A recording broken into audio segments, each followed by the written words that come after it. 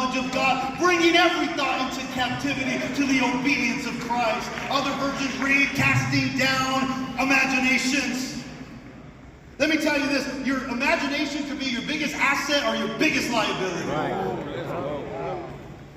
Your imagination can be your biggest asset or your biggest liability.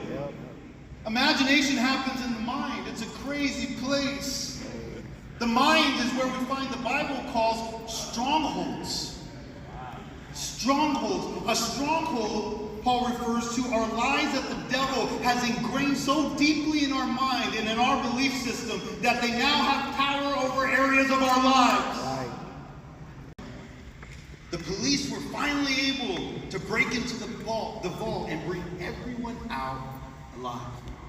But what happened next is mind-blowing. After being freed, the hostages started to defend the robbers. Most of them refused to testify in court against them. One hostage even raised money for their legal defense. And they spoke out against the cops that saved their lives. Psychologists started to get intrigued by this event, and they studied it, and they coined the term the Stockholm Syndrome. What is the Stockholm Syndrome?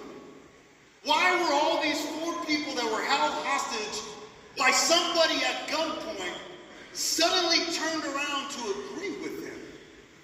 They called the phenomenon the Stockholm Syndrome, and the more time, this is how they defined it, the more time you spend with your aggressor, the more time they manipulate you to think like them. The more time you spend with your aggressor, the more time they manipulate you to think like them. These people had bonded with their enemy. These people had bonded with their enemy. Their minds began to get distorted. Psychologists say this is why women stay in abusive relationships, because they start to see the person that abused them, and even though they're abusing them, they start to have compassion on them.